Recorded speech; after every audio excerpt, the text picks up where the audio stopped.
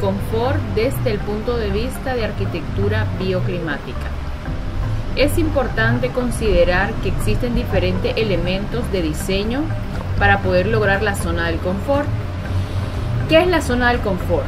Es el punto en el cual el ser humano deja de utilizar su energía para adaptarse al efecto de los elementos que están en el entorno, es decir, que se siente adaptado y apropiado, tranquilo con respecto a la luz, el sonido, el clima, el espacio, entre otros.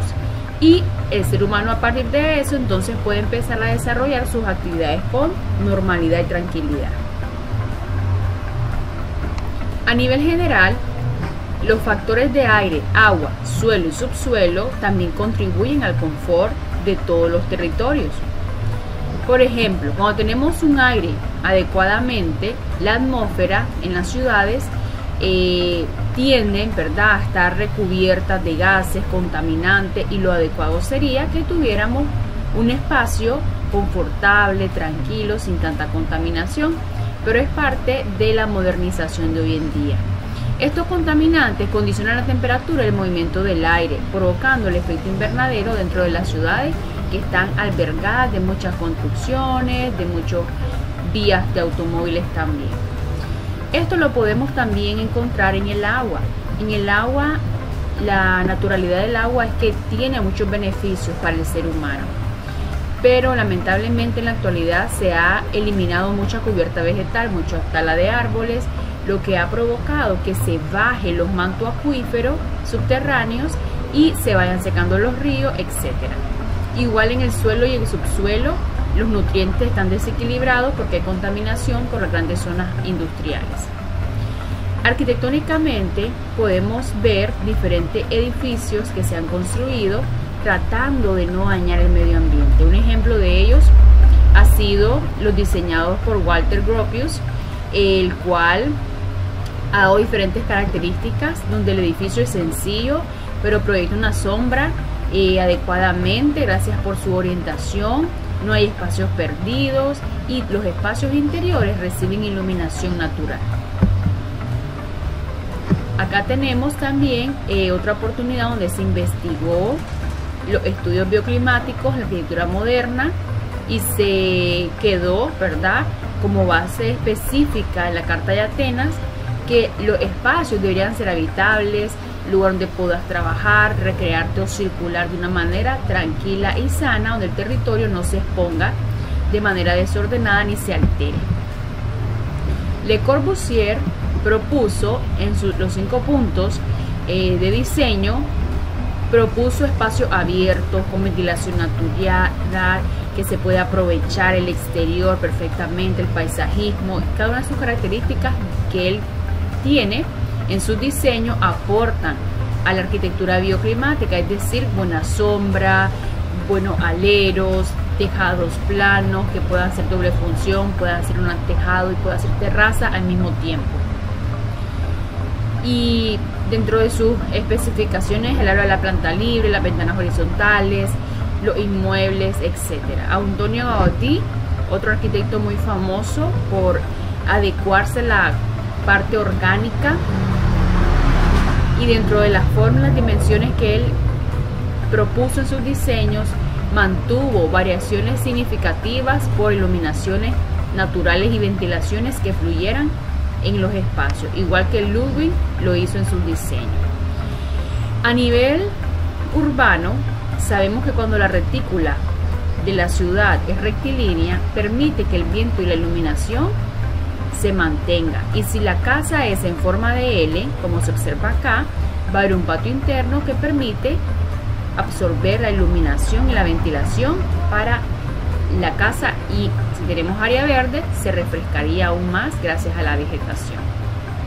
Dentro de los elementos a estudiar en el diseño bioclimático en cuanto a la vegetación, es que la vegetación nos va a proveer muchos beneficios.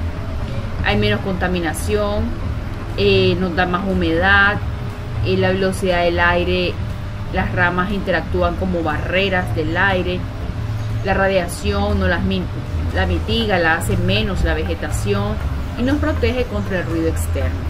Además de eso, ellos limpian el aire del dióxido de carbono. Aquí tenemos, ¿verdad?, un ejemplo de diferentes tipos de árboles que podemos tener en nuestros diseños, depende del área que tengamos para poder plantarlos.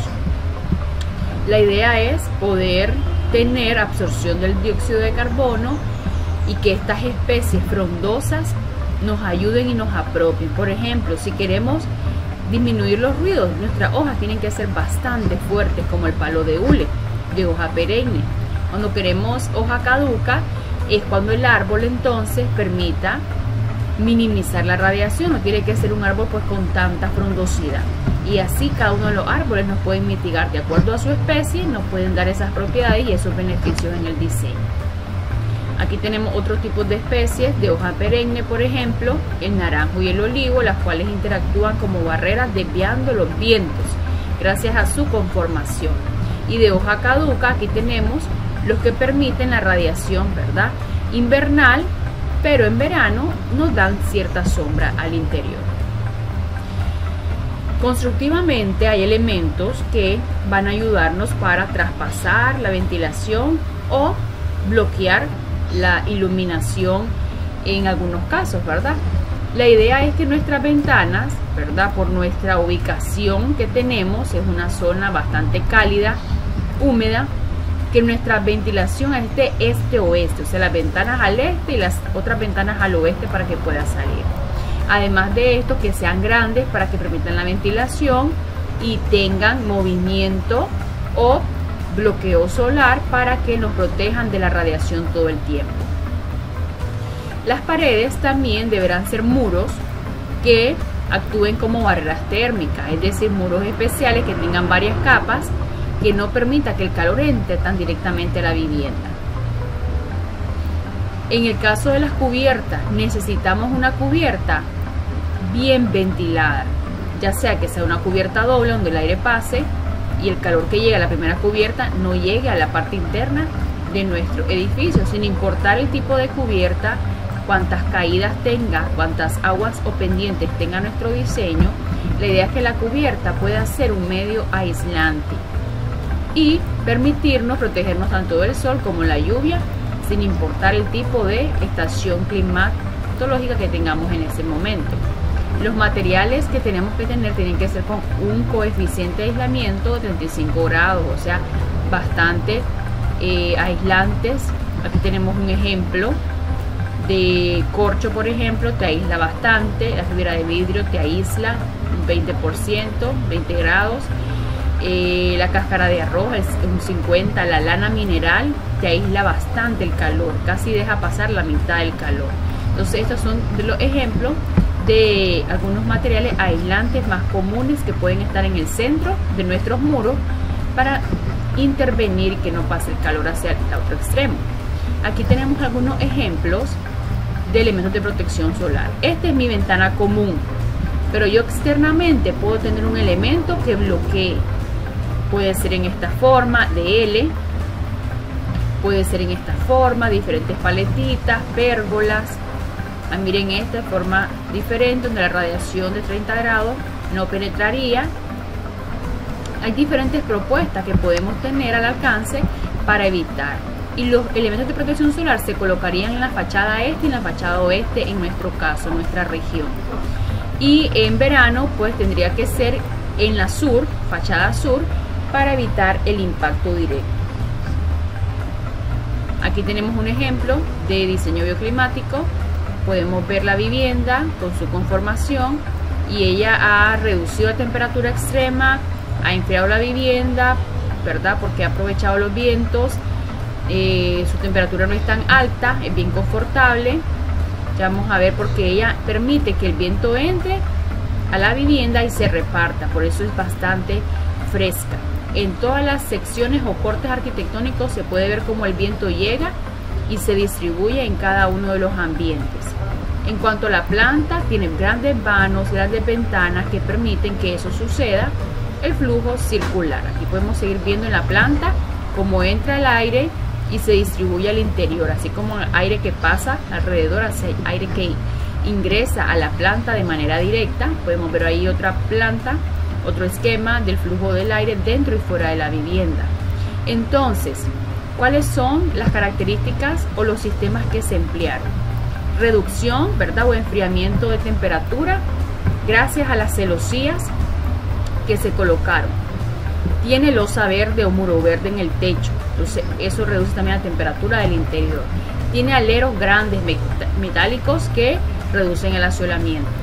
Tiene celdas fotovoltaicas o paneles solares que absorben y hace un ahorro de consumo energético. Entonces vamos a ver esta tabla muy bonita, sistema, qué recurso se está aplicando, dónde se está aplicando, la descripción de ese recurso, cómo es que funciona y cuál es el beneficio que tenemos de la mejora ambiental dentro del diseño.